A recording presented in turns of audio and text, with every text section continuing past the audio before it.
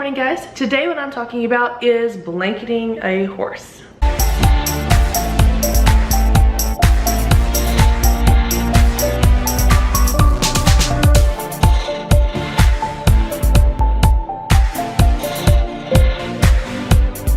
As far as what do my horses do, my horses very much compete with dressage and eventing and stuff like that, but I also have trail riding horses, and then I also have horses that are pretty much retired and don't do anything.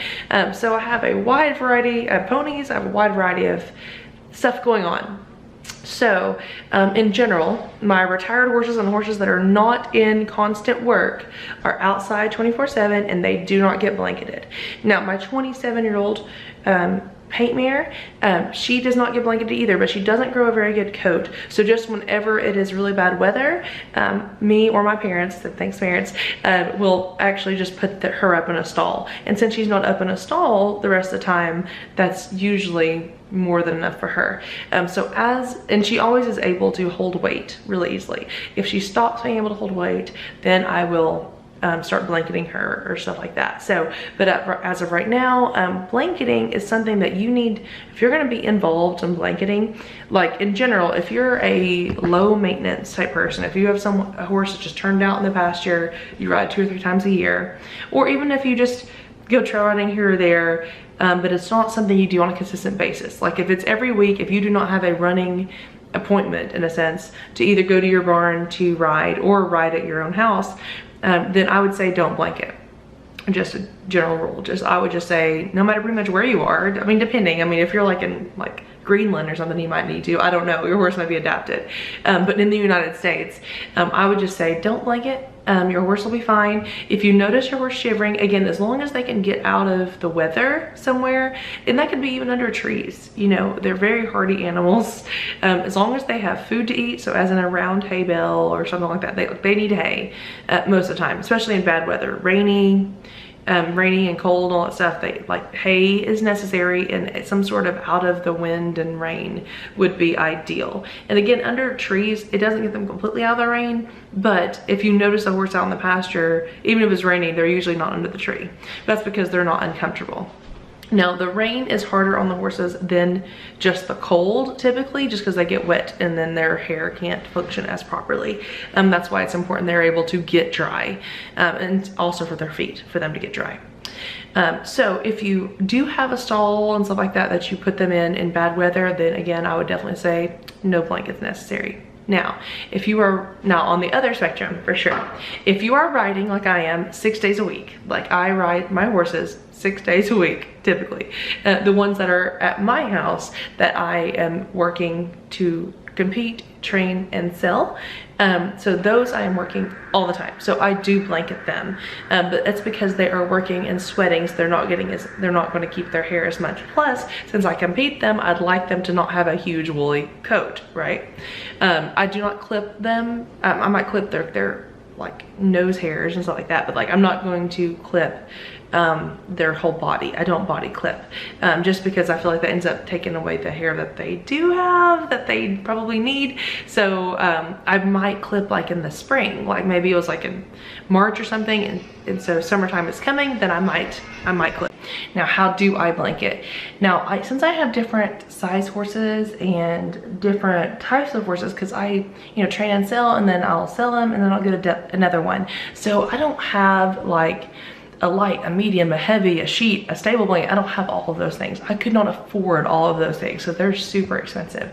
I'm getting more of a collection, because as I need it, I will buy more, but I have to take that into consideration.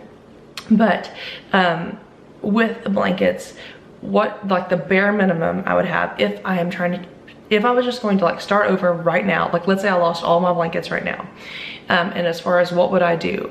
Okay, so a typical 15-hand horse is around about a 72 to 76-ish type size range from like 15-hand to 15.3, which is kind of where my wheelhouse is, if you will.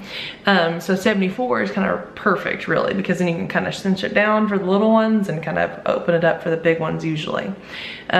Usually I can make do with the bigger one. If it was just for me and my one horse, then I would get an exact size, but I'm trying to make it fit a bunch of sizes. So, but let's say I was just starting over, and again, I had a bunch of horses I was trying to fit just for different needs and stuff like that. Then all I would mainly focus on getting is the expensive, like medium weight turnout. Now the medium weight is going to be about 200 grams of fill or so, but that's for, I would say, now again, there's a chart on SmartPack. Please feel free to check that out. But this is just what I'm doing. So anytime it is about 40 degrees or below, I typically blanket. So not on a turnout, but like in a stable. So say I put them in a stable, I will put a stable blanket on. Now that could be anytime from November to March. I pretty much do that. But that kind of helps them to get their hair off of them in a sense too. But if as far as turning out outside with a turnout blanket, if it is lower than 40 degrees, and it's going to be lower than 40 degrees the entire day, that's important because I do that in the morning, I don't see them again to the evening. So like I don't have a chance to take it off if it gets hot at noon, you know? So if it's lower than 40 degrees and it's going to be like that all day, I'll put a medium weight turnout on them, and that will be what they wear during the day, and they'll be outside during the day. And then at night, I'll bring them in, and then I typically would then take the turnout blanket off and put a stable blanket on. But let's say I don't have that, then what you would want to do is groom them, and then you could put the same turnout blanket right back on at night.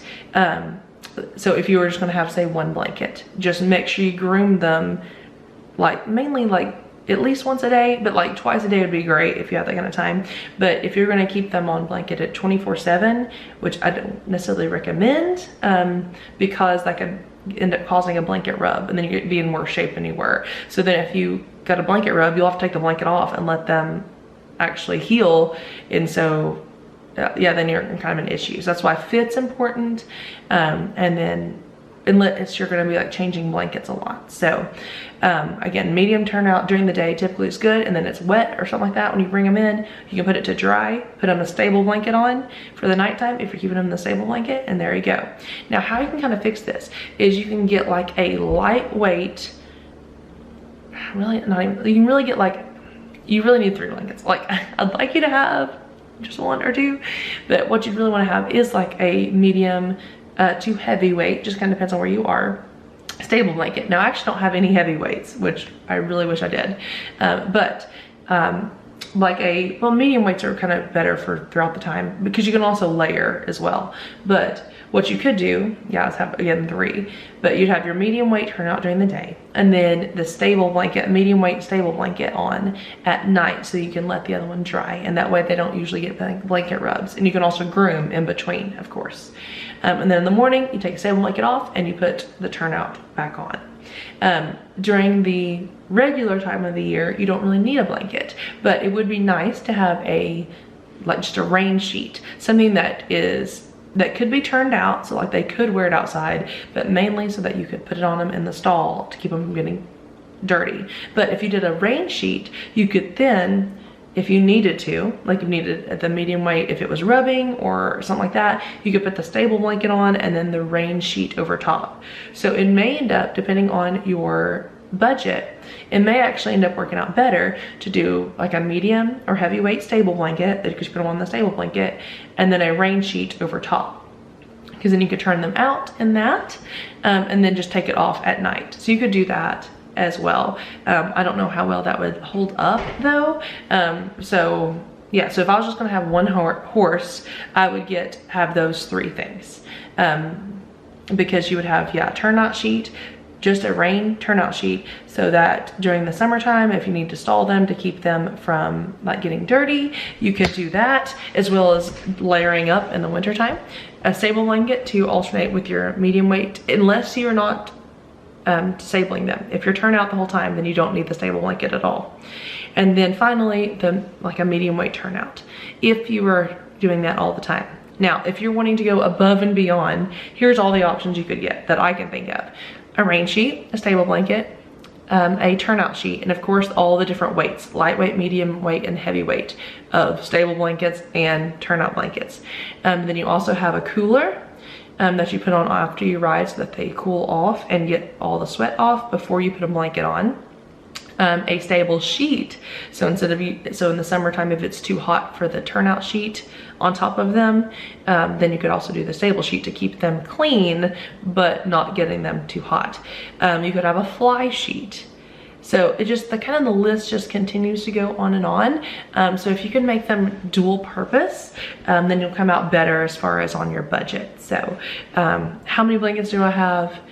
I don't have a whole lot because I did get a lot of it used. Definitely find it used if you can. But again, if you're looking at buying, definitely look for waterproof. The high number of denier, like 1200 denier, is really, really good quality because that means it won't rip as easily. And I like leg straps.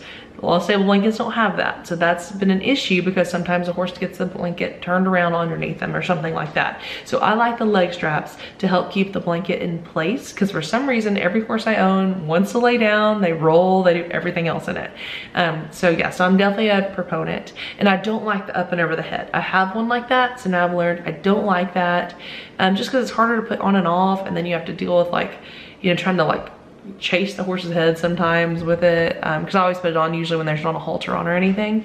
So I don't prefer it for sure. And I also don't really prefer the quilted. So if you can all pick material that can just be washed away, then that's great. And also pick darker colors if you can. I know the lighter colors are cute, I'm with you, but they stain like so easy. So that's why from now on I'm pretty much buying black, gray, those kind of colors. Maybe like a plaid, like the plaid, I think you can kind of get away with it a little bit.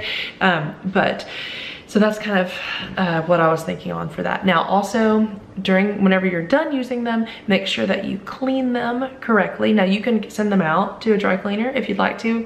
I just clean them myself. I get a big tub and use blanket cleaner, or dishwashing liquid also works as well because it's really nice and easy on them. And I use some bleach. I know a lot of people don't like that, but just try to bleach out any kind of spots if it's a lighter color. But if it's a darker color, I wouldn't use bleach because then it would end up causing color discoloration, so I don't want that. But so I'd wash it really, really good, rinse it really, really well, leave it out to dry.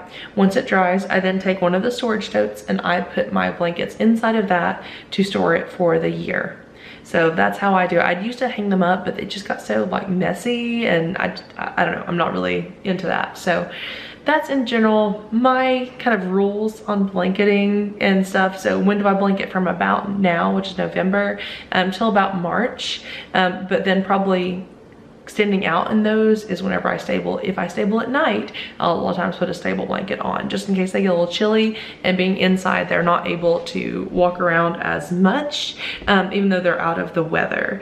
But now during the summertime, I leave them outside at night and bring them inside during the day. So I definitely do not blanket because it gets too hot. But by doing that, I also don't have to have a fly sheet.